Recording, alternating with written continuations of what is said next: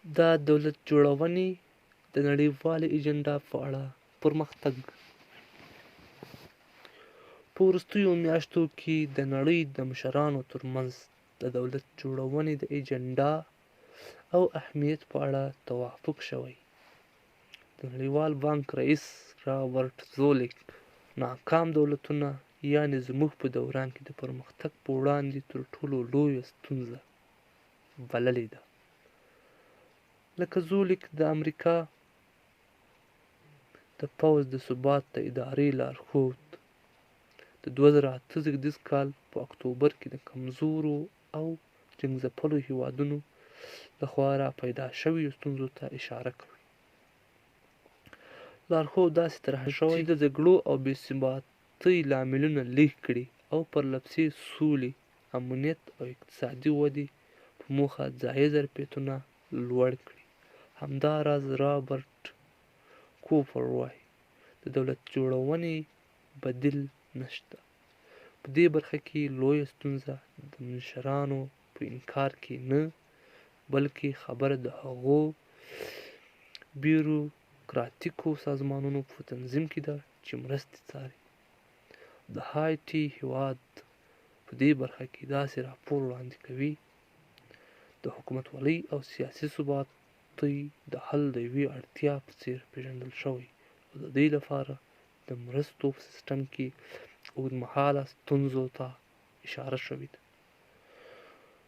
پر دې سربېره چې یوازې سازمانونه په هایټي او نورو ځایونو کې دي، ټولې چارې معمولاً د هېواد په سویه روانې دي. په افغانستان، هایټي، عراق، کوسوو، سومالیا، سوډان او په زیمبابوې کې له شته ستونزو معلومیږي چې دولت جوړونه یعنې په یوه ځانګړې ټولنه کې د حکومتولۍ د مناسبو سیسټمونو جوړول باید یو مهم او اساسي هدف وي. خو د تطبیق په برخه او دغه هدف ته د رسیدو په لار کې لا هم ډېرې ستونزې شته. زموږ تجربې او څېړنې ښیي چې د وزیرانو لوړې موافقې چې په پاریس او اکرا کې په وروستیو کلونو کې شوي او د مرستو په سیستم کې د ښه والي ژمنې کړي، په دې هېوادونو کې د احتساب د ملي سیستمونو او ملي پروګرامونو د نشتون له امله نشي پلي کېدی. د امریکا د پرمختګ مرکز په افغانستان کې د ثبات او پر موجودو وسایلو د پوهېدو لپاره جوړ شوی دی. دې مرکز ښودلي چې تر ټولو ښه وسیله هم ارزښتمن نشي ثابتېدی،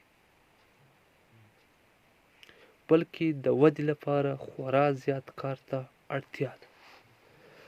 د احتساب ملي سیستمونه اوس نه یوازې د حکومتولۍ مباحثه غوره ګڼي، بلکې په عملي او تشخیصیه تیورۍ کې پرې بحث کوي او ټول اقدامات په قانوني توګه کوي. که د احتساب ساحه په ملي سیستم کې معلومه وي، نو د یوې ملي پروژې په شاوخوا په اسانه برخوال راټولولی او په پرلپسې مواردو په وسیله یې له ملي سیستم سره ښه کار کولو ته هڅوي. انکشافي پروګرامونه کله چې له ملي پروګرامونو سره یو ځای شي، ښه همغږي او همکاري کولی شي. ملي پروګرامونه اتباعو ته د احتساب او شفافیت ښه وسیله کېږي او وظایف په بالقوه ډول ساده کوي.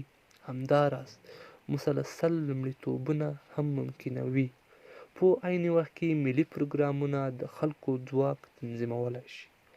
که څه هم له 2015 زېږدیز کال را په دېخوا د حکومتولۍ کیفیت په افغانستان کې زیانمن شوی، خو د ملي پروګرامونو د عملي ډګر لپاره یې ډېر کار هم کړی دی. دغو پروګرامونو په افغان ملي اردو، روغتیا او زده کړې، د ملي پیوستون پروګرام، د کرنسۍ بدلول او عامه مالي سیستم او د ټیلی کمیونیکیشن سیستم ایجاد کړی دی.